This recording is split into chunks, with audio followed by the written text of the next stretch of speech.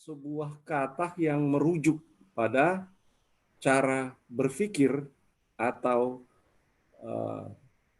sikap yang positif terhadap kehidupan.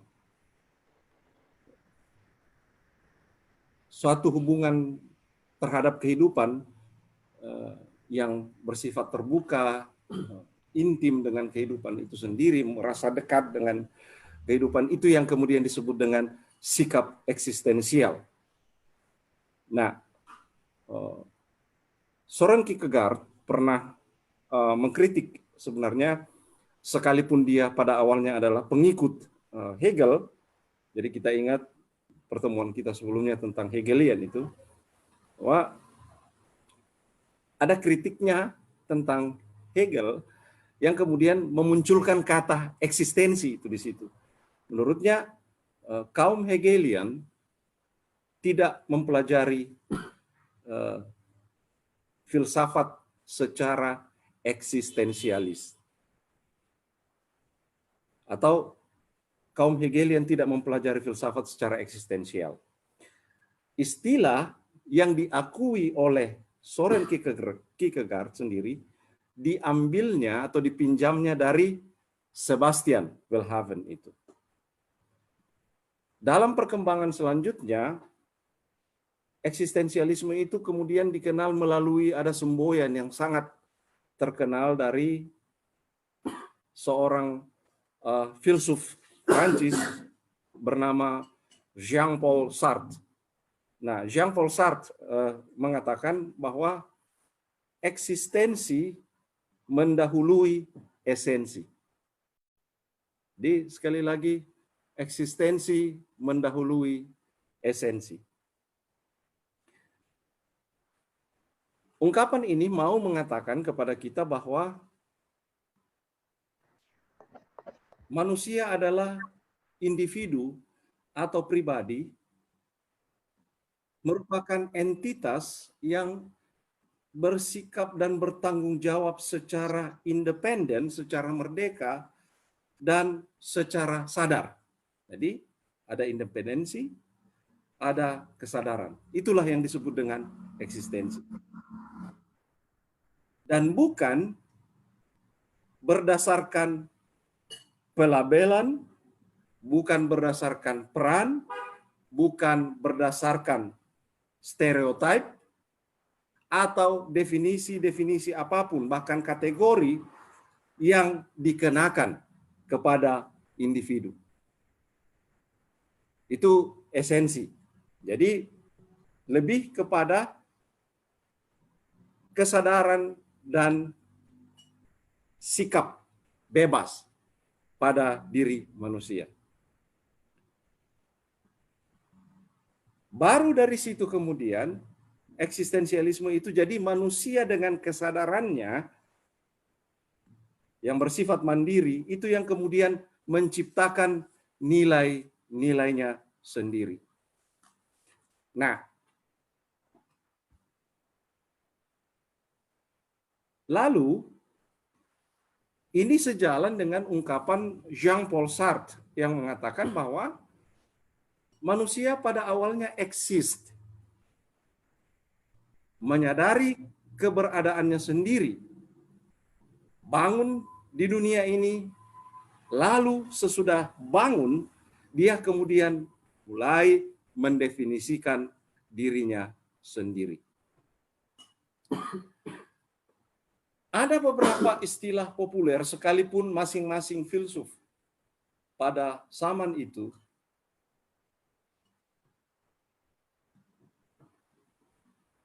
menggunakan sendiri dan mengembangkan sendiri terminologi mereka. Tetapi setidak-tidaknya mulai dari Soren Kierkegaard, mulai dari bahkan sampai di Nietzsche, sampai di Martin Heidegger misalnya, bahkan filsuf Prancis, misalnya Jean-Paul Sartre, sekurang-kurangnya secara tematis itu ada beberapa sikap yang artinya sekalipun mereka berbeda, tetapi memberikan tekanan kepada pandangan-pandangan tersebut. Yang pertama adalah apa yang kemudian kita sebut dengan absurditas. Absurditas dalam pemahaman kaum eksistensialisme adalah situasi di mana ketidakadaan makna di dunia ini, selain makna yang kita buat sendiri. Dulu seorang filsuf, seorang novelis, seorang sastrawan, pujangga Prancis bernama Albert Camus, mengatakan bahwa manusia dengan alam sesungguhnya tidak absurd masing-masing. Namun, keduanya menjadi absurd ketika saling memposisikan diri satu sama lain. Kehidupan menjadi absurd karena manusia dan dunia yang dihidupinya itu tidak saling kompatibel. Artinya bahwa ketika manusia dalam kesadarannya mencari keterhubungannya dengan semesta dan berbagai gejalanya, disitulah kemudian letak absurditas itu. Disitulah letak kemudian ketidakmampuan manusia untuk merasionalisasi, katakanlah seperti itu. Misalnya, kalau kita mengatakan bahwa tindakan baik kita, moral kita adalah berujung pahala, misalnya. Lalu bagaimana kemudian menjelaskan, katakan misalnya, ketika orang baik kok selalu menderita di dunia ini, misalnya begitu. Kalau kita mengatakan bahwa semesta akan menghukum orang-orang jahat, tetapi kok ada juga orang-orang baik yang menderita, gitu. Kalau orang baik kita katakan siapapun yang akan berbuat baik dengan amalannya dan seterusnya hidupnya akan bahagia. Tapi kok kenyataannya banyak orang saleh, banyak orang baik kok malah hidupnya menderita, misalnya kira-kira begitu. Jadi ketika kedirian saya terlepas dari situasi di luar saya, itu sebenarnya tidak absurd. Tapi ketika dalam hubungannya dengan berbagai fenomena dan segala sesuatu di luar saya, itu baru kemudian mengalami absurd. Term yang selanjutnya adalah soal faktisitas. Faktisitas itu adalah sesuatu yang terjadi dan kita terima dan tak dapat kita ubah. Keberadaan dalam dirinya sendiri, katakanlah seperti itu. Yang dengannya manusia bergantung. Jadi misalnya saya lahir di mana? Saya orang apa? Ibu saya siapa? Dan seterusnya. Itu yang kemudian nanti dikembangkan lebih jauh lagi oleh Martin Heidegger misalnya, dalam istilah dia yang paling terkenal itu Gewovenheit, atau keterlemparan. Bahwa saya tiba-tiba terlempar di dunia ini dan tidak punya pilihan lain. Dan saya bergantung pada situasi itu, di mana tidak ada pilihan bagi saya untuk memilih bahwa kalau boleh saya jangan lahir di Palopo, kalau boleh saya lahir di Jawa misalnya, atau saya lahir di Istana Buckingham, bukan lahir di hutan di Rantai Balla sana yang di antah berantah, yang kalau teman-teman saya dulu bikin joke bahwa di Rantai Balla itu ada di dalam peta atau tidak ya, gitu kira-kira. Ada di dalam map atau tidak, gitu kira-kira. Nah, tapi situasi itu yang membuat saya bergantung karena saya tidak bisa membebaskan diri dalam situasi itu. Nanti kemudian keterlemparan itu yang Gewovenheit itu kemudian dipakai oleh Martin Heidegger untuk menjadi dasar filsafatnya yang menimbulkan kecemasan, angst itu, dan seterusnya. Yang menimbulkan kegelisahan karena mempertanyakan kedirian kita dari situasi di mana seolah-olah kita hadir begitu saja. Gitu. Istilah yang lain adalah yang, dan juga misalnya kecemasan itu dipakai juga oleh Jean-Paul Sartre, misalnya nanti mungkin akan disinggung sedikit oleh Pak Dr. Sabara. Hal yang lain adalah soal otentisitas. Bagaimana kemudian kedirian saya dalam eksistensi saya itu berusaha untuk menciptakan diri saya sendiri. Bagaimana saya berusaha untuk menjadi diri saya sendiri, dengan keberadaan saya bertindak sebagai adanya diri saya. Dan itu kemudian nanti dipadankan misalnya dengan kebebasan, dengan pertanyaan-pertanyaan seberapa bebas sih manusia, di mana batasan-batasan kebebasan. Yang oleh Jean-Paul Sartre nanti misalnya mengatakan tidak cukup kalau kita mengatakan bahwa pada hakikatnya manusia itu adalah bebas atau yang membedakan dengan makhluk yang lain dan seterusnya. Kita harus mengatakan bahwa manusia adalah manusia bebas, titik gitu loh. Dan begitu konsekuennya dia dengan kebebasan itu dan seterusnya. Lalu yang selanjutnya adalah apa yang kemudian disebut dengan kegelisahan, ketakutan dan kecemasan. Ini yang menjadi dasar dari eksistensi itu. Proses pencarian dan pembentukan kesadaran diri itu lahir umumnya sepakat dari kegelisahan, kecemasan dan ketakutan itu. Tetapi oleh Martin Heidegger misalnya, dia membedakan antara ketakutan dan kecemasan. Antara kecemasan menurut dia, dan itu disepakati juga oleh Jean-Paul Sartre misalnya, bahwa kecemasan itu adalah bentuk dasariah dari diri kita yang berusaha untuk mencari keluar dari, untuk mencari, menemukan kedirian kita. Sementara kalau ketakutan itu adalah takut karena ada objek di luar diri kita. Jadi ada alasan di luar diri kita yang menjadikan kita takut misalnya. Itu perbedaannya. Jadi cemas itu jauh lebih mendasar, dalam bahasa Jermannya itu yang disebut dengan Angst itu misalnya. Nah, ini pengantar dari saya yang nanti saya akan masuk ke dalam pembahasan tentang Kierkegaard, sedikit tentang Martin Heidegger, dan tentang Friedrich Nietzsche.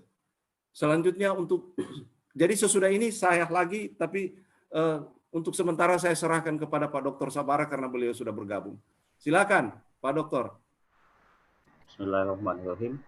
Assalamualaikum warahmatullahi wabarakatuh. Selamat malam teman-teman semua, wabil khusus guru saya. Ya, tadi sudah disinggung beberapa diksi khas dari filsafat eksistensialisme oleh Andre Guruta, Dix. Jadi saya sedikit kilas balik tentang apa sih filsafat eksistensialisme itu. Jadi filsafat eksistensialis pada dasarnya filsafat yang tema sentralnya adalah eksistensi manusia. Jadi yang dimaksud eksistensi di sini adalah eksistensi manusia. Nah, kategorisasi, jadi eksistensialisme ini kategorisasi filsafat yang bersifat teknis karena lokusnya pada eksistensi manusia sebagai topik utama.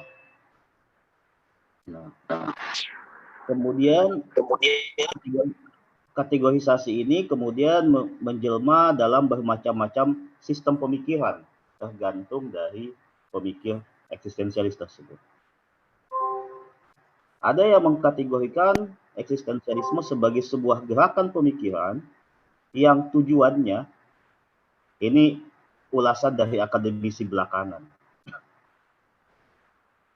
yang tujuannya merefleksikan jawaban atas pertanyaan tentang bagaimana manusia seharusnya hidup. Kemudian membahas tentang ilusi, kemudian bicara tentang ilusi mengenai kebebasan yang hancur karena malapetaka sejarah. Makanya sebenarnya eksistensialisme di satu sisi merupakan capaian puncak dari era filsafat modern yang ciri khasnya menjadikan manusia sebagai subjek, menjadikan manusia sebagai lokus dan tema sentral. Namun di sisi lain, eksistensialisme merupakan reaksi terhadap gagasan yang terlalu optimis. Ya, jadi kritik terhadap pandangan masyarakat modern, kritik terhadap modernitas, ya. Reaksi terhadap gagasan yang dari modernitas, dari modernisme, namun optimisme itu dangkal dan terlalu yakin akan kemajuan. Jadi capaian-capaian kemajuan teknologi yang di abad 20 misalnya, itu di satu sisi menimbulkan krisis eksistensial bagi manusia, sehingga menggugat kembali persoalan kebebasan, persoalan makna hidup, dan lain sebagainya. Apa dasar pemikiran dari eksistensialisme? Kata ada dalam bahasa filsafat sering itu dipadankan dengan eksistensi. Ex sitere. Ex itu artinya keluar, sitere itu artinya membuat berdiri. Jadi eksistensi dalam hal ini sesuatu yang berdiri keluar atau dipahami sebagai berada. Eksistensi dipahami sebagai berada. Kata kunci dari pemikiran eksistensialisme menempatkan manusia, keberadaan manusia atau beradanya manusia berbeda dengan eksistensi benda-benda lainnya. Kenapa? Karena manusia menyadari keberadaannya. Keberadaan manusia bersifat terbuka dan manusia merupakan realitas yang belum selesai dan masih harus terus-menerus dibentuk. Jadi ini kata kunci sebagai dasar pemikiran dari eksistensialisme. Jadi yang dimaksud eksistensi adalah berada, keberadaan manusia.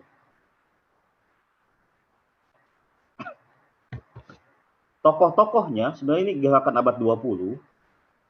Ada, kalau saya mendata itu ada dua genre filsafat. Kita bisa mengkategorikan tokoh eksistensialis itu menjadi dua, eksistensialis Jerman dan eksistensialis Prancis. Atau kalau dalam kategori yang lain, eksistensialis teistik dan eksistensialis ateistik. Itu kita bisa kategorikan seperti itu. Tokoh-tokoh yang dianggap melandasi filsafat eksistensialis itu Jaspers, Heidegger, Marcel, Camus, Sartre. Meskipun belakangan pemikiran eksistensialis dikaitkan dengan tokoh yang lebih awal.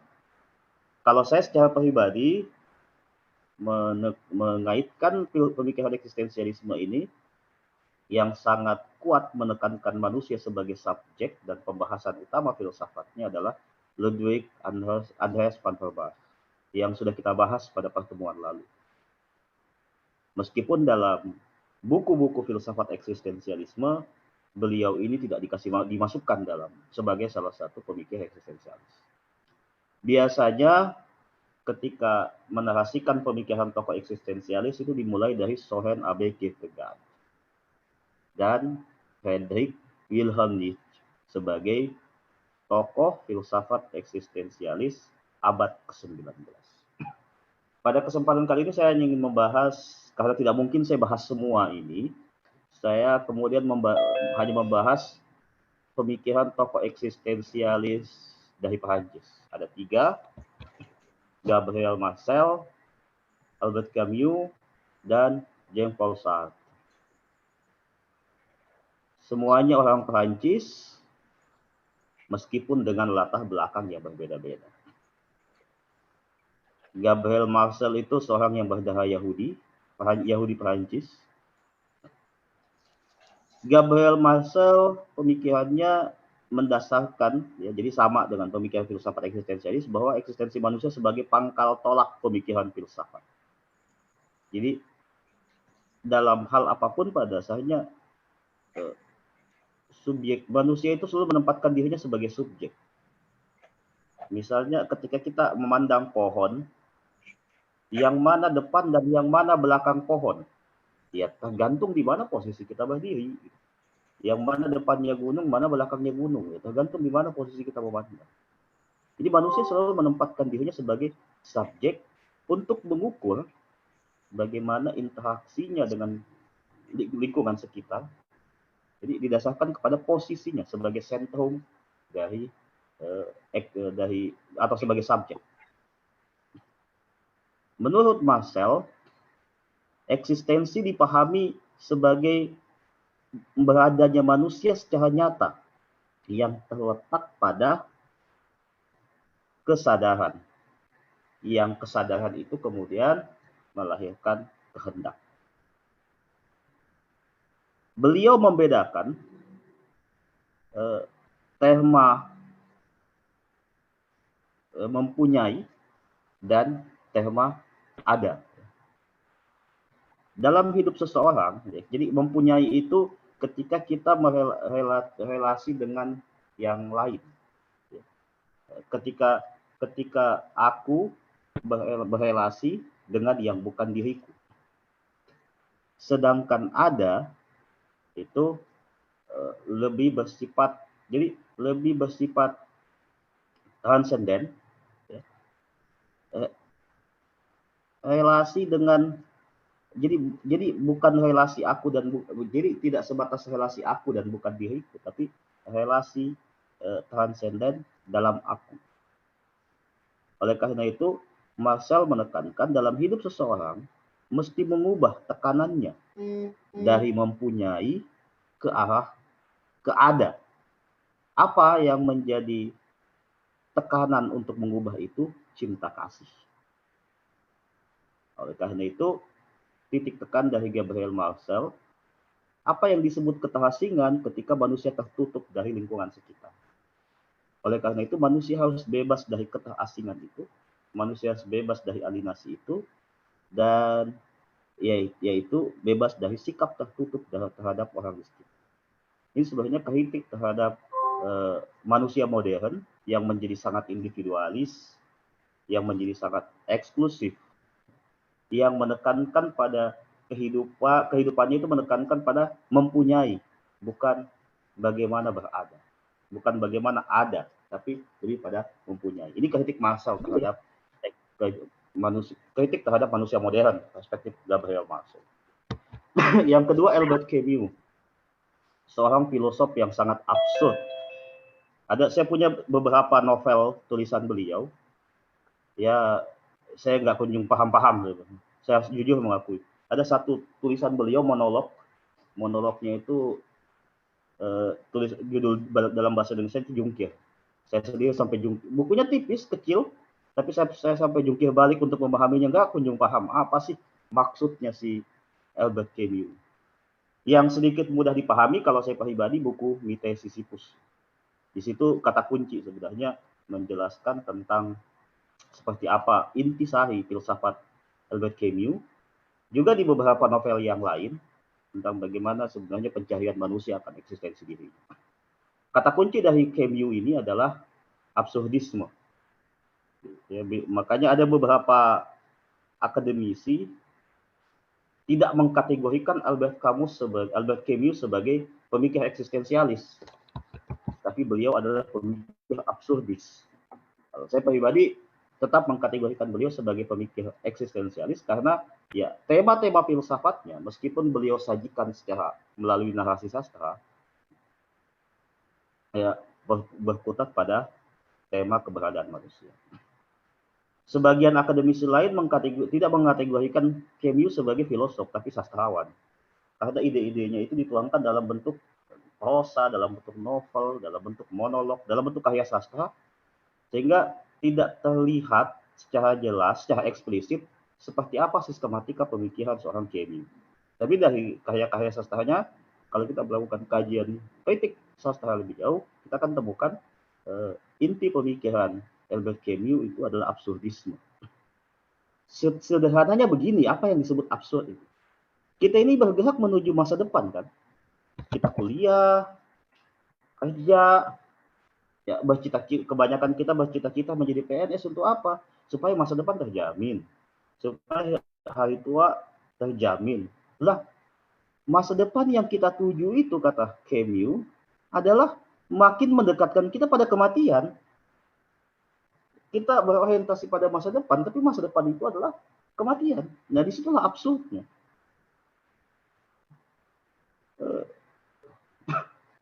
Ada sebuah novelnya saya lupa judulnya, itu tentang seseorang yang mencari pemaknaan tentang eksistensi dirinya sampai dengan cara menembak orang, membunuh orang, tapi dia tidak merasa menyesal sama sekali dengan. Saya juga ada novelnya ini menyesal sekali, dia tidak sangat tidak menyesal dengan perbuatan. Yang menembak orang Arab di pantai. Ya, orang asing. Orang asing yang dia tembak orang Arab di pantai itu kan. itu menggambarkan bagaimana pencarian makna seseorang yang sangat absurd. Kata Camus, karena manusia ini mencoba mencari kebermaknaan hidup dan dia tidak temukan, akhirnya manusia melakukan bunuh diri. Ada dua, bunuh diri filosofis, yaitu dengan menenggelamkan diri kita pada agama. Jadi mencari makna-makna hidup dan kita tenggelamkan diri kita pada agama, itu kata Camus adalah bunuh diri filosofis. Jawaban-jawaban atas pertanyaan eksistensial kita larikan kepada jawaban-jawaban yang bersifat doktrinal, itu bunuh diri filosofis atau bunuh diri biologis. Tawaran Camus di buku Mite Sisyphus itu kalau kita baca secara tersirat, ya pemberontakan atas hidup ya. Jadi salah satu diktum dari Camus adalah aku memberontak maka aku ada. Jadi hidup ini absurd, nggak bermakna. Terus bagaimana nih? Ya udah nikmatin aja. Nikmatin aja dengan tanpa rasa takut ya. Seperti Sisyphus yang begitu sangat bahagia menggelindingkan batu dari dasar bukit sampai ke puncak bukit. Sisyphus itu tokoh yang dikutuk dalam mitologi Yunani, tokoh yang dikutuk oleh dewa Zeus. Ada beberapa versi kenapa dia dikutuk. Intinya dia dikutuk lah gitu. Dikutuk. Kutukannya itu adalah menggelindingkan batu dari bawah bukit sampai atas bukit dan turun kembali begitu terus menerus, dan Sisyphus menikmati itu. Absurd, sangat absurd ini Albert Camus. Terakhir Jean-Paul Sartre, ya dia orang Perancis dan ada beberapa ide pokok pemikirannya. Yang pertama itu beliau menjelaskan tentang seperti apa keberadaan manusia membedakan dengan yang lain. Eta for soi, eta en soi. Being for self dan being in self. Ada untuk diri, ada dalam diri. Realitas benda-benda itu sekedar being in self. Ada dalam dirinya. Sehingga mereka tidak mengada. Bedanya manusia itu mengada. Karena dia adalah ada untuk dirinya, dia sehingga mengalami proses terus-menerus mengada. Eksistensi manusia menurut Sartre itu mendahului esensinya. Eksistensi manusia mendahului esensinya. Esensi itu keapaan. Esensi itu keapaan.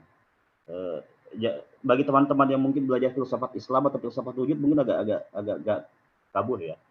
Jadi jangan pahami eksistensi yang dimaksud oleh Sartre itu seperti wujud atau keberadaan. Jadi maksudnya eksistensialisme, eksistensi manusia mendahului esensi, maksudnya bedakan kalau benda-benda lain kan esensinya mendahului eksistensi. Rumah itu esensinya mendahului eksistensinya. Gambarnya lebih dulu jadi, baik gambar di atas kertas maupun di dalam konsep, baru kemudian jadi rumahnya. Jadi eksistensi yang dimaksud itu kembali lagi kepada kata dasarnya eksitere, kembali keluar berdiri. Jadi eksistensi itu sesuatu yang keluar.